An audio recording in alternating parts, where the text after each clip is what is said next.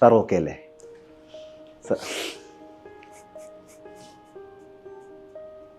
ഒന്ന് ഷാർപ്പായിട്ട് സംസാരിക്കാൻ പോലും പറ്റാത്ത ഒരാൾ, നിങ്ങൾ എങ്ങനെയാണ് സാർ ഈ വിഷമം ഇത്രയും കാലം മനസ്സിൽ വെച്ച് മുമ്പോട്ട് പോയത്?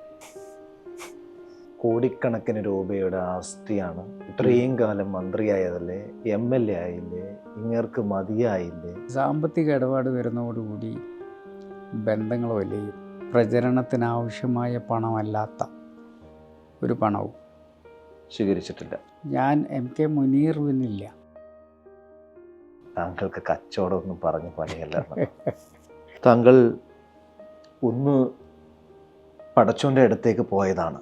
എൻ്റെ കുട്ടിക്കാലത്ത് കല്യാണത്തിന് പോകണമെങ്കിൽ ഉമ്മ അടുത്ത വീട്ടിൽ നിന്ന് കുപ്പായം കടം വാങ്ങിയിട്ട് എന്നെ ഉടുപ്പിച്ച് പോയിട്ടുണ്ട്. ഇന്ത്യ വിഷൻ തിരിച്ചു വരുമോ? ഇന്ത്യ വിഷൻ തിരിച്ചു വരും. ഒന്നുമില്ലെങ്കിൽ ഞങ്ങളെപ്പോലുള്ള എത്ര ജേർണലിസ്റ്റുകൾ നിങ്ങൾ ഇന്ത്യ വിഷൻ എന്നൊരു ചാനലിലൂടെ ഉണ്ടാക്കിയിട്ടുണ്ട്. ഞങ്ങളെല്ലാവരും ഉണ്ട്.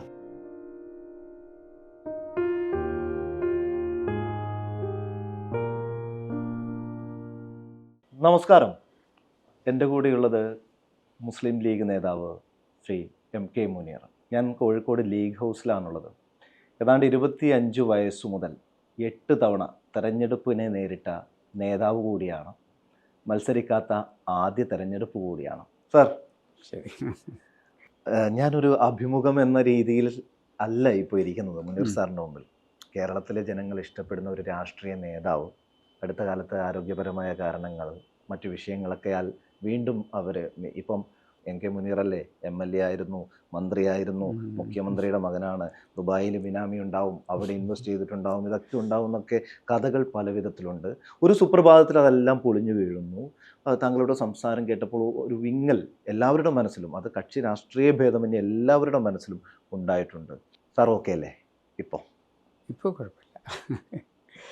അത് പിന്നെ പാർട്ടി തന്നെ ഇടപെട്ടു പരിഹരിച്ചു വിഷയം. ഇപ്പോൾ ഞാനത് പറയാതിരുന്നതുകൊണ്ടാണ്. പാർട്ടിയെ അതിൽ കുറ്റപ്പെടുത്താനും പറ്റില്ല, കാരണം പാർട്ടി അറിഞ്ഞിട്ടില്ല. ഇത്തരം കാര്യങ്ങളൊക്കെ നമ്മൾ വ്യക്തിപരമായ വിഷയം എന്നുള്ള നിലയ്ക്ക് ഞാൻ എൻ്റെ ഉള്ളിൽ തന്നെ കൊണ്ടു നടന്ന എൻ്റെ സ്വകാര്യ ദുഃഖമാണ് അത്. പക്ഷേ ഒരു സുപ്രഭാതത്തിൽ അത് പുറത്തു വന്നു. എനിക്ക് തോന്നുന്നത് ബാങ്കിലൂടെ പുറത്തു പോയതായിരിക്കണം. ഞാനപ്പോഴും 31 എന്ന് പറയുന്ന ഒരു തീയതിക്ക് വേണ്ടി കാത്തിരിക്കുകയായിരുന്നു. അതിനിടയിൽ ഞാൻ പല വഴിയും നോക്കി, പക്ഷേ നമുക്കത് വീട്ടാൻ പറ്റുമെന്ന് കരുതിയിട്ടാണല്ലോ നമ്മൾ ബാങ്കിൽ നിന്ന് ലോൺ എടുക്കുക. ബാങ്കിൽ നിന്ന് ലോൺ എടുക്കാൻ തന്നെ കാരണം എന്താ വെച്ചാൽ ഇത് ആരും അറിയരുത് എന്നുള്ളതുകൊണ്ടാണ്. എനിക്ക് ഒരു കടമുണ്ട് എന്നുള്ളത് നമ്മളൊരു കുറച്ച് ആളുകളെ വിളിച്ചിട്ട് എനിക്ക് ഒരു ബാധ്യതയുണ്ട് എന്ന് പറയുന്നതോടുകൂടി നമ്മളുടെ കടബാധ്യത മറ്റുള്ളവരെ അറിയാനുള്ള സാധ്യതയുണ്ട്. അതറിയാതിരിക്കാനാണ് ബാങ്കിൽ നിന്ന് എടുത്തത്. പക്ഷേ ബാങ്കിൽ എടുത്തപ്പോൾ ഇത് ലോകം മുഴുവൻ അറിഞ്ഞു. സാർ, ഇപ്പം ഞാൻ ഈ ലീഗ് ഹൗസിലും സാറിനെ കാണുമ്പോൾ ചുറ്റും ആൾക്കാരിങ്ങനെ പൊതിഞ്ഞു നിൽക്കുന്നു. വിദേശത്ത് വന്നിട്ടാകുമ്പോഴും ഞാൻ സാറിനെ ശ്രദ്ധിക്കാറുണ്ട്. പല ബിസിനസ് നടത്തുന്ന ആൾക്കാർ, സക്സസ്ഫുള്ളായ ആൾക്കാരൊക്കെ ആ സൗഹൃദ വലയത്തിലുണ്ട്. പൊതുമരാമത്തടക്കം പ്രധാനപ്പെട്ട വകുപ്പുകൾ താങ്കൾ കയ്യിൽ വെച്ചൊരു മന്ത്രി കൂടിയായിരുന്നു.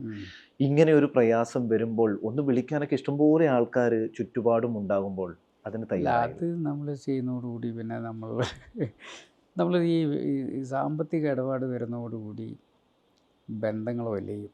അപ്പോൾ അതുകൊണ്ട് കഴിയുന്നത്ര സൗഹൃദങ്ങൾ അതേപോലെ തന്നെ ഊഷ്മളമായി നിലനിർത്തുക. അവരോട് ചോദിക്കാനായിരുന്നെങ്കിൽ എനിക്ക് ബാങ്കിനെ പോലും സമീപിക്കേണ്ട ആവശ്യമില്ല. പക്ഷെ അതോടുകൂടി പിന്നെ നമ്മളുടെ ഒരു വ്യക്തിത്വം, ഞാൻ MK മുനീറിനില്ല. പിന്നെ എനിക്ക് എൻ്റെ പിതാവിൻ്റെ പേരൂടി പിന്നെ വളരെ പ്രധാനപ്പെട്ടതാണല്ലോ.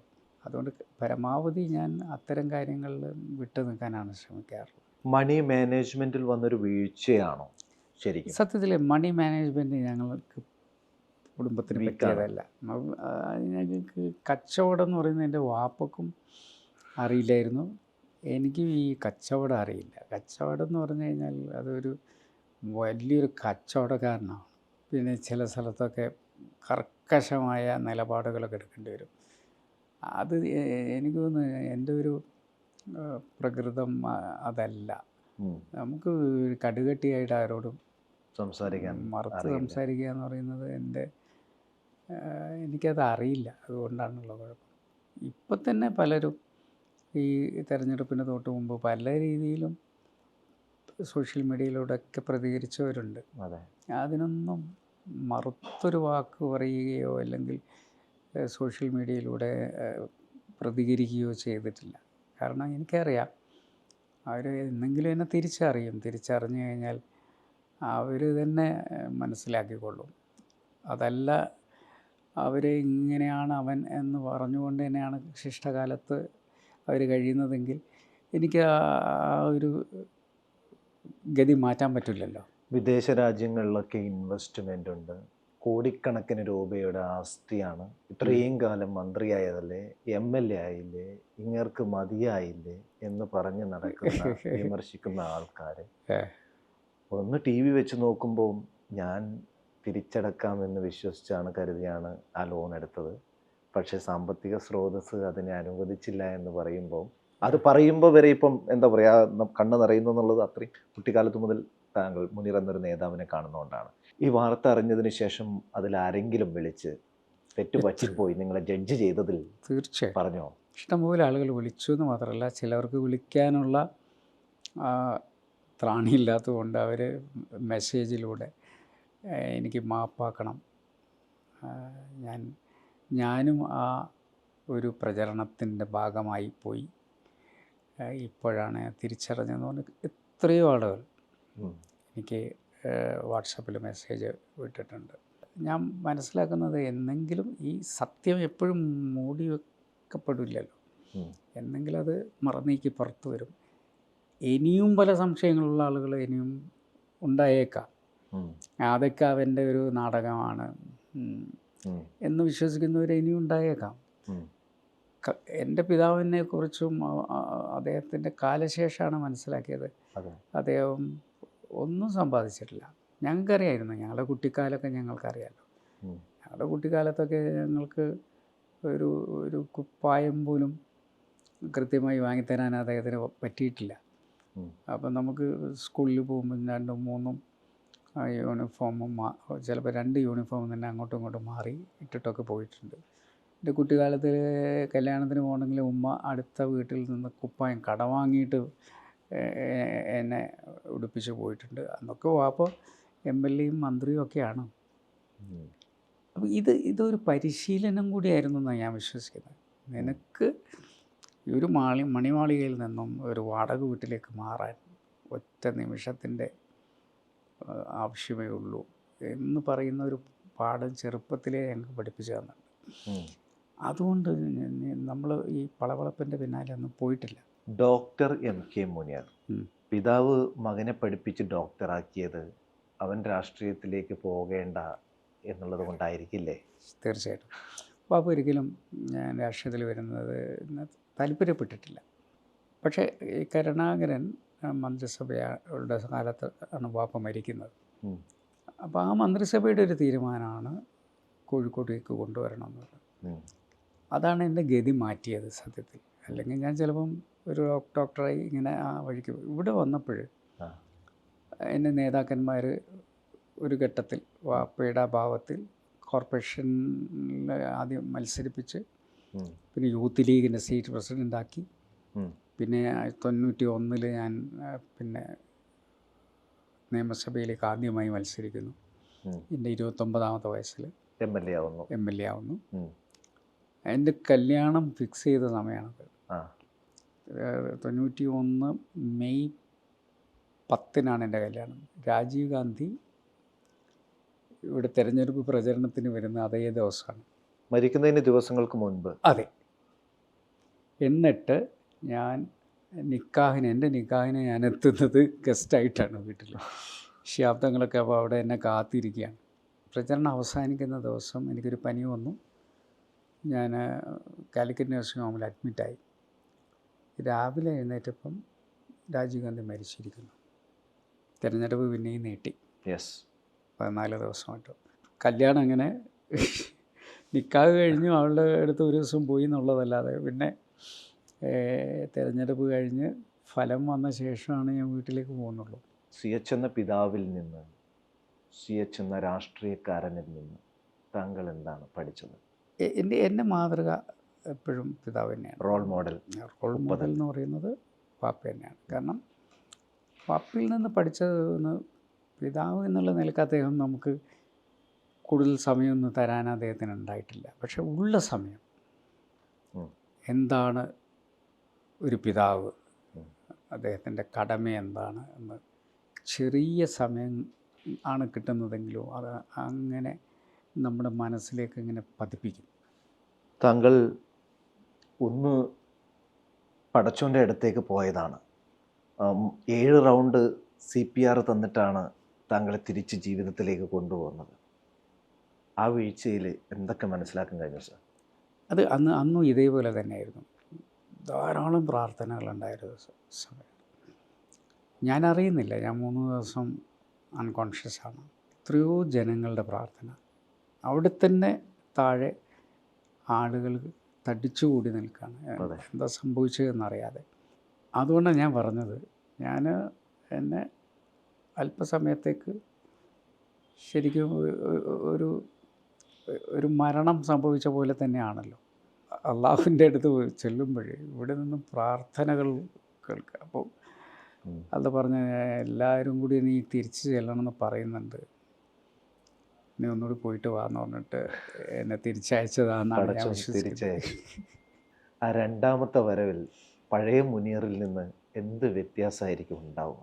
നമ്മളിങ്ങനെ സംസാരിച്ചു കൊണ്ടിരിക്കുമ്പോൾ ഏത് സമയവും മാഞ്ഞു പോകുന്ന ഒന്ന് മാത്രമാണ് മനുഷ്യൻ. സത്യം. അപ്പോൾ ആ സമയത്തിനുള്ളിൽ നമുക്ക് എന്തൊക്കെ നല്ലത് ചെയ്യാൻ പറ്റും എന്നുള്ളതാണ് നമ്മളിനി ആലോചിക്കില്ല. കുറച്ച് നന്മ ചെയ്യാൻ പറ്റി കഴിഞ്ഞാൽ അതിൻ്റെ ഗുണമുണ്ടാവും. എൻ്റെ ബാപ്പ എപ്പോഴും പഠിപ്പിച്ച ഒരു പാഠമാണ് ഡു ഗുഡ് ആൻഡ് ഫോർഗെറ്റ് എന്ന്. ഡു ഗുഡ് എന്ന് പറഞ്ഞു കഴിഞ്ഞാൽ നീ എന്തെങ്കിലും നന്മ ചെയ്യുക, പക്ഷെ ചെയ്ത് കഴിഞ്ഞ ഉടനെ നീ അത് മറന്നു കളയണം. അപ്പം അപ്പം ഞാനിത് ആലോചിക്കുക, ഞാൻ അവൻ ഇങ്ങനെയൊക്കെ ചെയ്തിട്ട് അവൻ എന്നോടിങ്ങനെ പെരുമാറിയല്ലോ എന്ന് ആലോചിക്കുമ്പോൾ നമുക്കാണ് പ്രശ്നം വരുന്നത്. ഞാൻ നിങ്ങൾക്ക് വേണ്ടി ചെയ്ത ശേഷം ഞാൻ അങ്ങനെ ഒരു കാര്യം ചെയ്തിട്ടേ ഇല്ല എന്നൊക്കെ മറന്നു കഴിഞ്ഞാൽ നിങ്ങളെന്നോട് എങ്ങനെ പെരുമാറിയാലും എനിക്ക് പ്രശ്നമല്ല. ഡോക്ടർ MK മുനീർ ഒരു ഹോസ്പിറ്റൽ തുടങ്ങുന്നു, അതടച്ചു പൂട്ടുന്നു. ഡോക്ടർ MK മുനീറാണ് മലയാളത്തിൽ 24/7 ന്യൂസ് ചാനലിന് തുടക്കം കുറിക്കുന്നത്. ഇന്ത്യ വിഷൻ, അതടച്ചു പൂട്ടുന്നു. ഡോക്ടർ MK മുനീറാണ് ഒരു പബ്ലിക്കേഷൻ സ്റ്റാർട്ട് ചെയ്യുന്നു, അതടച്ചു പൂട്ടുന്നു. കയ്യിലുള്ള കാശ് മൊത്തം ബ്ലാക്ക് മൊത്തം വൈറ്റ് ആക്കിയിട്ട് ഓരോന്ന് അടച്ചു പൂട്ടി പോകലാണ് ഇങ്ങനെ പണി എന്ന് പറഞ്ഞത് ഇപ്പം മനസ്സിലായി. താങ്കൾക്ക് കച്ചവടമൊന്നും പറഞ്ഞ് പണിയല്ല. അതിന് ഞാൻ കച്ചവടം, ഞാൻ 25 വർഷമായി ഒരു പബ്ലിഷിംഗ് ഹൗസ് നടത്തുന്നു, ഇപ്പോഴും നടത്തുന്നുണ്ട്. പക്ഷെ എല്ലാവരും പബ്ലിക്കേഷൻ വഴി അല്പമെങ്കിലും ലാഭം ഉണ്ടാക്കുന്നുണ്ടായിരുന്നു. പക്ഷെ എന്നെ സംബന്ധിച്ചിടത്തോളം അതൊക്കെ ഒരു ബാധ്യതയായി മാറുകയാണ്. പിന്നെ ഹോസ്പിറ്റൽ എന്ന് പറഞ്ഞു കഴിഞ്ഞാൽ എന്നെ അങ്ങോട്ട് ചെല്ലാനേ സമ്മതിക്കില്ല എൻ്റെ സ്റ്റാഫ്. കാരണം ഞാൻ ചെന്ന് കഴിഞ്ഞാൽ എല്ലാവരെയും ഫ്രീ ആയിട്ട് ഞാൻ ഡിസ്ചാർജ് ചെയ്താളി. കാരണം നമുക്ക് പരിചയമുള്ള ആളുകളായിരിക്കും അതിൽ എല്ലാ റൂമിലും ഉണ്ടാകുന്നത്. അവർ വന്നിട്ട് ഫ്രീ ആയിട്ട് ഡിസ്ചാർജ് കൊടുക്കും. അവർ പറയും ഞങ്ങൾ ഒരു നിർവാഹവും ഇല്ല എന്ന് പറഞ്ഞു കഴിഞ്ഞാൽ പൈസ തന്നിട്ടേ പോകാൻ പറ്റുള്ളൂ എന്ന് എനിക്ക് പറയാൻ പറ്റുമോ? അപ്പം അങ്ങനെ ഇനിയിപ്പം എൻ്റെ കയ്യിൽ ഒന്നുമില്ലാത്ത സമയത്താണെങ്കിലും ആ മാസത്തെ ശമ്പളമാണ് എൻ്റെ കയ്യിലുള്ള 2000 രൂപയാണെങ്കിൽ ആരെങ്കിലും ഒരു ആവശ്യമായി വന്നാൽ ഞാൻ അത് എനിക്കുള്ളതാണെന്ന് ഞാൻ നോക്കിയിട്ടില്ല, ഞാൻ കൊടുത്തിട്ടുണ്ട്. ഒരു തെരഞ്ഞെടുപ്പിനെ നേരിട്ട് കഴിഞ്ഞാൽ തെരഞ്ഞെടുപ്പിൽ കെട്ടിവയ്ക്കാനുള്ള തുകയാണെന്ന് പറഞ്ഞുകൊണ്ട് വലിയൊരു ഭീമമായ സംഖ്യ സ്ഥാനാർത്ഥികളിലേക്ക് വരുന്നുണ്ട്. ഇതൊരു ബിസിനസ് പർപ്പസിൽ കാണുന്ന ആൾക്കാരുമുണ്ട് ചുരുങ്ങിയ പക്ഷം. കയ്യിലുള്ള കാശ് മൊത്തം തെരഞ്ഞെടുപ്പ് രാഷ്ട്രീയം എന്ന രീതിയിൽ രാഷ്ട്രീയത്തിൽ നിന്ന് വന്നത് അങ്ങനെ തന്നെ രാഷ്ട്രീയത്തിലേക്ക് കൊടുക്കുകയാണോ ചെയ്തത്? ഞാൻ പിന്നെ തിരഞ്ഞെടുപ്പിലൊക്കെ ഞങ്ങളുടെ പ്രചരണത്തിനാവശ്യമായ പണമല്ലാത്ത ഒരു പണവും സ്വീകരിച്ചിട്ടില്ല. അതും പലപ്പോഴും എൻ്റെ പാർട്ടി തന്നെയാണ് ആ പൈസ തരാറുള്ളത്. അത് എൻ്റെ കൈകൊണ്ട് ഞാൻ തൊടാറുമില്ല. അത് അവിടുത്തെ തെരഞ്ഞെടുപ്പ് കമ്മിറ്റി വഴിയാണ്. അതിനെല്ലാം കണക്കൊക്കെ വേണമല്ലോ, അതനുസരിച്ചിട്ടേ ചെയ്തിട്ടുള്ളൂ. ഒരു തവണ എൻ്റെ കയ്യിൽ ഈ പറഞ്ഞ ഒരു കുറച്ച് പൈസ കൊണ്ട് തന്നിരുന്നു. അപ്പം ഞാൻ അത് ചെറിയ പൈസയുള്ളൂ, അത് ആവശ്യമില്ലാതെ ഇരുന്നു എനിക്ക്. ഞാൻ ശിഹാബ് തങ്ങളടുത്ത് പോയിട്ട് ഇത് എൻ്റെ കയ്യിൽ മിച്ചം വന്നതാണെന്ന് പറഞ്ഞ് ഞാൻ കൊടുക്കുക ചെയ്തു. ഈ 4 പതിറ്റാണ്ട് നീണ്ട രാഷ്ട്രീയ പ്രവർത്തനത്തിനിടയിൽ MLA-യും മന്ത്രിയുമൊക്കെയായി തിരിഞ്ഞു നോക്കുമ്പോൾ ഞാൻ നടത്തിയ ഒരു വികസന പ്രവർത്തനം എന്നുള്ള രീതിയിൽ ഏതാണ് മനസ്സിലുള്ളത്? എനിക്ക് പിന്നെ ധാരാളം വികസനങ്ങൾ ചെയ്തിട്ടുണ്ടെങ്കിലും എനിക്ക് ഏറ്റവും ഇഷ്ടപ്പെട്ട വകുപ്പ് സാമൂഹ്യനീതി വകുപ്പായിരുന്നു. കാരണം സാമൂഹ്യക്ഷേമ വകുപ്പ് എന്നുള്ളതിൻ്റെ പേര് തന്നെ ഞാനാണ് മാറ്റി സാമൂഹ്യ നീതിയാക്കിയത്. കാരണം ക്ഷേമം എന്ന് പറയുമ്പോൾ എന്തൊരു ഔദാര്യം കൊടുക്കുന്ന, നീതി എന്ന് പറയുമ്പോൾ അത് അയാൾക്ക് കിട്ടേണ്ട നീതിയാണ്. അത് ഞാൻ കൊടുത്തില്ലെങ്കിൽ ഞാൻ നീതി നിഷേധം നടത്തുന്നവനായി മാറും. അതിൽ കോക്ലിയർ ഇംപ്ലാന്റേഷൻ എന്ന് പറയുന്നത് 650ഓളം കുട്ടികൾക്ക്, കേൾവി ശക്തിയില്ലാത്ത ചെറിയ കുട്ടികൾക്ക് കേൾവി കൊടുക്കാനും സംസാരശേഷി ഉണ്ടാക്കാനും സാധിച്ചു. അവർ മനോഹരമായി പാടുന്നു, സംസാരിക്കുന്നു. അമ്മയുടെ മുഖത്ത് നോക്കി അമ്മ എന്ന് വിളിക്കാൻ പറ്റാതെ പോയ കുട്ടികൾ അമ്മ എന്ന് വിളിക്കുമ്പോൾ അവരുടെ അമ്മയുടെ മുഖത്ത് വരുന്ന സന്തോഷം. അതുകൊണ്ടാണ് ഞാൻ പറഞ്ഞത്, ദൈവത്തിൻ്റെ അടുത്ത് പോയിട്ട് നീ എന്തൊക്കെയാണ് നിൻ്റെ ജീവിതത്തിൽ ചെയ്തതെന്ന് പറയുമ്പോൾ ഞാൻ ആദ്യം പറയുക, ഞാൻ 650 കുട്ടികൾക്ക് കേൾവി ശക്തി ഉണ്ടാക്കി സംസാരിക്കാനുള്ള വഴിയുണ്ടാക്കി കൊടുത്തതാണ് എൻ്റെ ജീവിതത്തിലെ ഏറ്റവും നന്മയായി ഞാൻ കാണുന്നത് എന്ന് ഞാൻ പറയും. താങ്കൾ വയ്യാതെ കിടക്കുമ്പോൾ മുഖ്യമന്ത്രി ശ്രീ പിണറായി വിജയൻ താങ്കളെ വന്ന് സന്ദർശിക്കുകയുണ്ടായി. വ്യക്തിപരമായിട്ട് താങ്കൾ ആരെയും എതിർകക്ഷിയിലുള്ളവരെയൊന്നും ആക്ഷേപിക്കുന്നതായിട്ടൊന്നും ശ്രദ്ധയിൽപ്പെട്ടിട്ടില്ല. സൗഹൃദങ്ങൾ കാത്തു സൂക്ഷിക്കുന്ന വ്യക്തിയാണോ? ഞാൻ നിയമസഭയിലൊക്കെ രാഷ്ട്രീയമായി എല്ലാവരും എതിർക്കാറുണ്ട്. കാരണം നമ്മൾ ജോലി തന്നെ രാഷ്ട്രീയത്തിൽ നമുക്ക് പിന്നെ വിമർശിക്കേണ്ടത് മുഖത്ത് നോക്കി വിമർശിക്കണം. അത് പക്ഷെ നമ്മൾ ഭാഷ കഴിയുന്നത്ര സോഫ്റ്റാക്കിയിട്ടേ നമ്മൾ സംസാരിച്ചിട്ടുള്ളൂ. ഞാനെപ്പോഴും പിന്നെ ഭരണപക്ഷത്താണെങ്കിൽ പ്രതിപക്ഷത്ത് ഉള്ള ആളുകളുമായിട്ട് എൻ്റെ ഇക്വേഷൻ വളരെ സ്മൂത്തായിരുന്നു. തിരിച്ചങ്ങോട്ട് ഞാൻ പ്രതിപക്ഷത്തുള്ളപ്പോൾ ഭരണപക്ഷത്തുള്ള ഏത് മന്ത്രിമാരുടെ അടുത്ത് ചെന്ന് കഴിഞ്ഞാലും അവർ നമ്മളോടൊക്കെ മാന്യമായിട്ടാണ് പെരുമാറിയിട്ടുള്ളത്. ഞാൻ അവരോട് മാന്യമായിട്ടേ പെരുമാറിയിട്ടുള്ളൂ. ബഹുമാനപ്പെട്ട CH ഒരു രസികൻ നർമ്മം എപ്പോഴും ശ്രദ്ധ നേടിയിട്ടുണ്ട്. പലരും പറഞ്ഞു കേട്ടിട്ടുണ്ട്, നമുക്കൊന്നും നേരിട്ട് അറിയാൻ പറ്റിയിട്ടില്ല. അദ്ദേഹവും നയനാർ സഖാവുമായിട്ട് കണക്ട് ചെയ്തിട്ടുള്ള ഒരുപാട് തമാശകൾ. സാറിൻ്റെ മനസ്സിൽ പിതാവ് പറഞ്ഞൊരു, അല്ലെങ്കിൽ പിതാവിനെ കുറിച്ച് ഇപ്പോഴും പറഞ്ഞു നിൽക്കുന്ന ഒരു നർമ്മ? അദ്ദേഹം ചില സമയത്തൊക്കെ പിന്നെ നിയമസഭയ്ക്കകത്ത് നടത്തുന്ന പരാമർശങ്ങൾ അപ്പുറത്തുള്ളവർക്ക് ഒരു വേദന തോന്നിക്കാത്ത രീതിയിലുള്ള തമാശകൾ അദ്ദേഹം പറയുന്നു. അതേപോലെ ജീവിതത്തിലും അദ്ദേഹം ഒരിക്കൽ ഷേവ് ചെയ്ത സമയത്ത് അദ്ദേഹത്തിൻ്റെ മീശ മുഴുവൻ പോയി ഇങ്ങനെ എടുത്തപ്പോഴേ സൈഡ് മാത്രം അങ്ങനെ ചെയ്ത് ഇങ്ങനെ അങ്ങ് പോയി. അപ്പോൾ മീശ മുഴുവൻ എടുക്കേണ്ടി വന്നു. അത് കഴിഞ്ഞ് നേരെ പത്രസമ്മേളനമാണ്. പത്രസമ്മേളനത്തിൽ വന്നപ്പോൾ ആദ്യത്തെ ചോദ്യം അത് തന്നെ ആയിരിക്കുമല്ലോ, അതെ, എവിടെ പോയി, മീശയ്ക്ക് എന്ത് പറ്റി? അപ്പോൾ അദ്ദേഹം പറഞ്ഞു, എനിക്കിത് ചെയ്തു തരുന്ന ആളുകളൊക്കെ ഇപ്പോൾ പത്രപ്രവർത്തകരായി മാറി, അതുകൊണ്ട് ഞാൻ സ്വന്തം ചെയ്യേണ്ടി വന്നു. ഇന്നാണെങ്കിൽ വലിയ വിവാദമായിട്ട് മാറും. പക്ഷെ അവർക്ക് പറയുന്ന ആള് ഇതാണെന്നും അദ്ദേഹം ഉള്ളിലൊന്നും വെച്ച് പറയല്ലാതെ പറയുന്നതുകൊണ്ട് അവരെല്ലാം പൊട്ടിച്ചിരിക്കുക ചെയ്തത്. ഇന്നത്തെ കാലത്താണെങ്കിൽ ഓരോ വാക്കുകളിലും വാർത്തകളിൽ ഇടം നേടുന്ന ആളായി മാറിയാണ് CSR ആയാലും സഖാവിക്ക് ആയാലും. അവരങ്ങോട്ടും ഇങ്ങോട്ടൊക്കെ ഭയങ്കരമായിട്ട് തമാശ പറയായിരുന്നു. മലയാളികളുടെ വിദൂരമായ ഒരു സ്വപ്നത്തിൽ പോലും ഇല്ലാത്തതായിരുന്നു 24/7 ന്യൂസ് ചാനൽ എന്നുള്ളത്. അങ്ങനെ ഒരു ചിന്ത വരുന്നത് എങ്ങനെയാണ്? ഇന്ത്യ വിഷൻ എന്നുള്ളൊരു ചിന്ത മനസ്സിലേക്ക് എത്തുന്നത്, അതിൻ്റെ തുടക്കം എങ്ങനെയാണ്? നമ്മൾ തുടക്കത്തിൽ ഇന്ത്യ വിഷൻ ഒരു എൻ്റർടൈൻമെൻറ്റും ന്യൂസും ഒക്കെ ഉള്ളൊരു ചാനലായിട്ട് തന്നെ പ്ലാൻ ചെയ്തു. പക്ഷെ അതിൻ്റെ ഒരു ലോഞ്ചിൻ്റെ സമയം വന്നപ്പോഴും അന്ന് ശശികുമാറും അതെ. മറ്റുള്ളവരൊക്കെ ആയിട്ട് നമ്മൾ കൺസൾട്ട് ചെയ്യാറുണ്ട്. MT ആണെങ്കിൽ നമുക്ക് സീരിയലിന് വേണ്ടിയിട്ടുള്ള സീരിയലുകളുടെ സ്ക്രിപ്റ്റുകൾ അദ്ദേഹം പരിശോധിച്ച് വരികയാണ്. ഞങ്ങൾ സിനിമ വാങ്ങിക്കൊണ്ടിരിക്കുന്നു. കാക്കക്കുയിൽ എന്ന് പറഞ്ഞ സിനിമ, രാവണപ്രഭു, ഇതെല്ലാം വാങ്ങിക്കഴിഞ്ഞു. ശശികുമാറൊക്കെ പറഞ്ഞത് നമുക്ക് 24/7 NDTV ഒക്കെ പോലെയുള്ള ഒരു ചാനലിൻ്റെ സാധ്യത മലയാളത്തിലുണ്ട്, ആലോചിച്ചൂടെ എന്ന് പറഞ്ഞത്. അപ്പം ഞങ്ങളത് ഇങ്ങനെ ആലോചിച്ചപ്പം ഇപ്പം നമുക്ക് 2 ചാനലുണ്ട്, 2 ചാനൽ സ്പേസും ഉണ്ട്. നമ്മൾ വിചാരിച്ചു ഒന്ന് എൻ്റർടൈൻമെൻ്റ് ആയിട്ട് നമുക്ക് ആലോചിക്കാം. പക്ഷേ ഇത് നമുക്ക് 24/7 ന്യൂസ് ചാനലാക്കാം. അപ്പോൾ നമ്മൾ വെങ്കടേഷ് രാമകൃഷ്ണൻ ആദ്യം അദ്ദേഹം പിന്നെ ഇന്ത്യ വിഷൻ എന്ന പേരും അദ്ദേഹമാണ് നിർദ്ദേശിച്ചത്. അത് കഴിഞ്ഞ് അദ്ദേഹം കൈരളിയിലേക്ക് പെട്ടെന്ന് വന്നപ്പോൾ അങ്ങോട്ട് പോകുന്നു.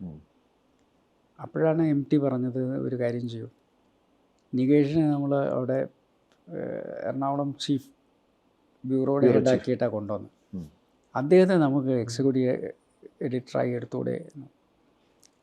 അങ്ങനെ അദ്ദേഹത്തെ എഡിറ്ററാക്കി അയക്കാൻ തീരുമാനിക്കുകയും 24/7 അപ്പോൾ എന്തൊക്കെയാണ് അതിന് ആവശ്യം എന്നുള്ളത് ചർച്ച ചെയ്തപ്പോഴാണ് ആരുടെ കയ്യിലൊന്നും ഒബിവാനില്ല,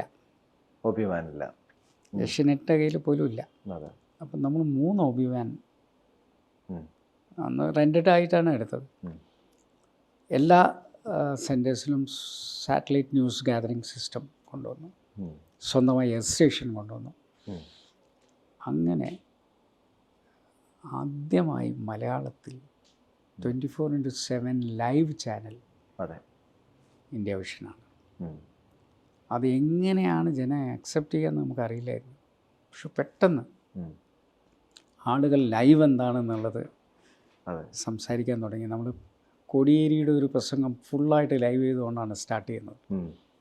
പിന്നെ തിരുവനന്തപുരത്ത് നടന്നുള്ള ഒരു പോലീസ് ലാത്തി ചാർജും പെട്രോൾ ബോംബ് എറിയുന്നതും ഇതെല്ലാം വിഷ്വലായിട്ട് വന്നത് ആ സമയത്താണ്. പിന്നെ നമ്മളുടെ വിഷ്വൽസ് BBC പോലും എടുത്തിട്ട് പുനഃസംപ്രേഷണം ചെയ്യാൻ തുടങ്ങി. അങ്ങനെ നമ്മൾ പെട്ടെന്ന് തന്നെ എസ്റ്റാബ്ലിഷ് ചെയ്ത് ന്യൂസ് ചാനലിൽ 1-ാം സ്ഥാനത്തേക്ക് നമ്മളൊരു 1.5 വർഷം കൊണ്ടെത്തി. അതിന് ചുവട് വെച്ച് ഒരുപാട് ന്യൂസ് ചാനലുകൾ വന്നെങ്കിലും എവിടെയാണ് വീഴ്ച പറ്റിയത് ഇന്ത്യ വിഷന്? ഇന്ത്യ വിഷന് നമ്മൾ പറഞ്ഞല്ലോ, അതിൽ നമ്മൾ പിന്നെ ഒരു ജേർണലിസ്റ്റ് ചാനലായിരുന്നു.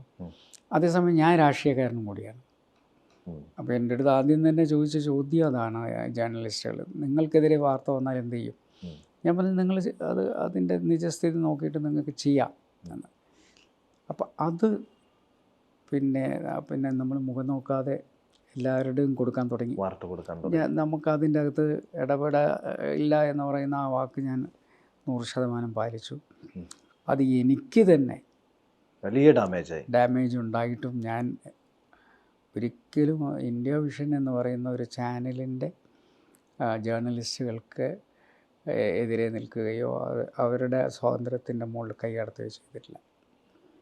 അത് അവസാനം അത് നിർത്തുന്നത് വരെ പോലും ഒരു ജേർണലിസ്റ്റിനെയും ഞാൻ വിളിച്ചിട്ട് ഈ വാർത്ത എങ്ങനെ കൊടുക്കണം എന്ന് ഞാൻ പറഞ്ഞു. പാർട്ടിയാണോ ചാനലാണോ മുനീറിന് വലുത് എന്നുള്ള ചോദ്യങ്ങൾ വരെ ഉണ്ടായി ആ സമയത്ത്. അതിലെനിക്ക് പാർട്ടിയാണല്ലോ എന്നെ ഞാനാക്കിയത്, എൻ്റെ പാർട്ടിയാണ്, പാർട്ടി തന്നെയായിരുന്നു എനിക്ക് വലുത്. അതേസമയം ഒരു ചാനൽ എന്നുള്ള നിലയ്ക്ക് 24/7 ന്യൂസ് ചാനലിൻ്റെ ഒരു സ്പേസ് കേരളത്തിൽ ഉണ്ടായിരുന്നു. അപ്പോൾ അതൊരിക്കലും ഇല്ലാതെ ആകരുത് എന്നും ഞാൻ ആഗ്രഹിച്ചിട്ടുണ്ട്. ഇന്ത്യ വിഷൻ തിരിച്ചു വരുമോ? ഇന്ത്യ വിഷൻ തിരിച്ചു വരും. അത് ഞാനിപ്പോഴും പറയുന്നത് എന്താ വെച്ചാൽ, ഇന്ത്യ വിഷൻ എന്ന് പറയുന്നത് ഒരു ചരിത്രമായിരുന്നല്ലോ. ആ ചരിത്രം വിസ്മൃതിയിൽ പോകേണ്ടതല്ല എന്നെനിക്ക് തോന്നുന്നു. ആ ചരിത്രത്തെ വീണ്ടും ഒരു ഓർമ്മപ്പെടുത്തലായിട്ട് തിരിച്ചു കൊണ്ടുവരണം. അതിനു വേണ്ടിയുള്ള പരിശ്രമം ഞാൻ നടത്തുന്നുണ്ട്. കൂട്ടായ പരിശ്രമം, എനിക്ക് ഒറ്റയ്ക്കൊന്നും കഴിയില്ല ഇനി.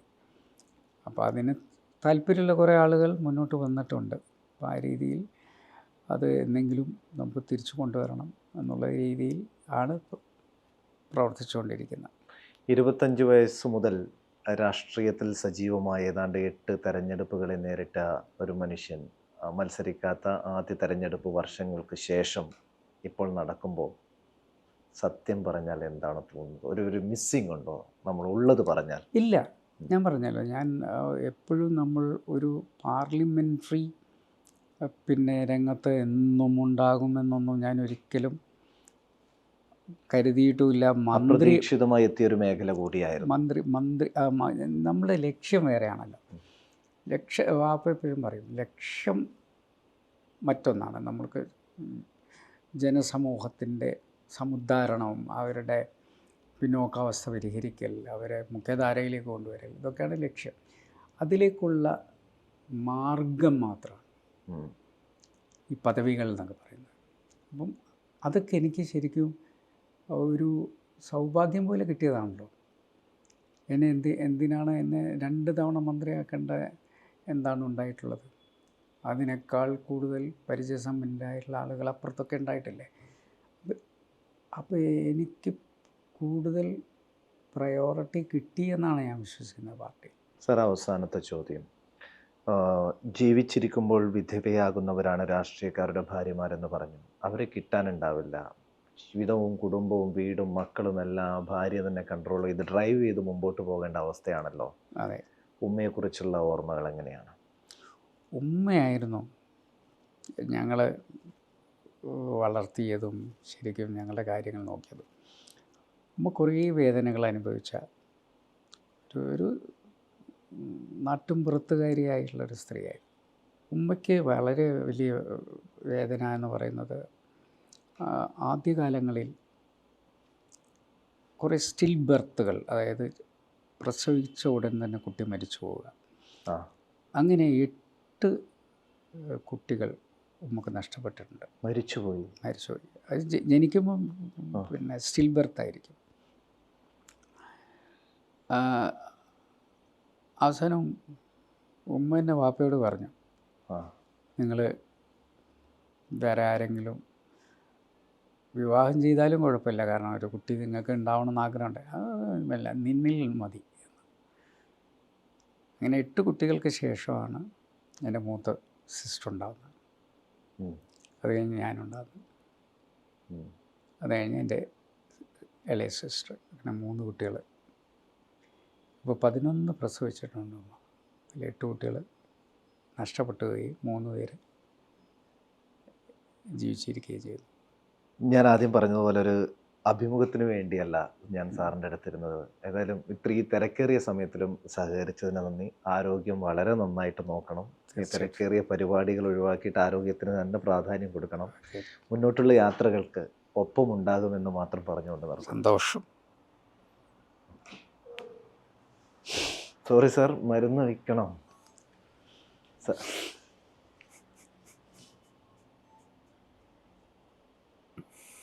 സാറിനെ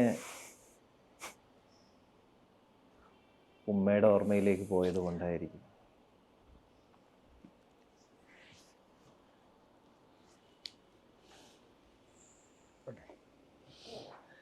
ഞാൻ ഇതുപോലെ കാണുന്ന ഒരുപാട് ആൾക്കാരുണ്ട് സാർ. ഈ പറയുന്ന പോലെ MK മുനീറിന് ഇതുവരെ ഒരു ലീഗിൻ്റെ നേതാവായിട്ടും ഒരു MLA മന്ത്രിയൊക്കെ ആയിട്ട് കണ്ടാണ്. പക്ഷെ ചിത്രമൊക്കെ വളരെ പെട്ടെന്നാണ് മാറി മറിഞ്ഞത്.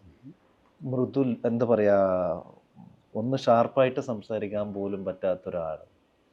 നിങ്ങളെങ്ങനെയാണ് സാർ ഈ വിഷമം ഇത്രയും കാലം മനസ്സിൽ വെച്ച് മുമ്പോട്ട് പോയത്?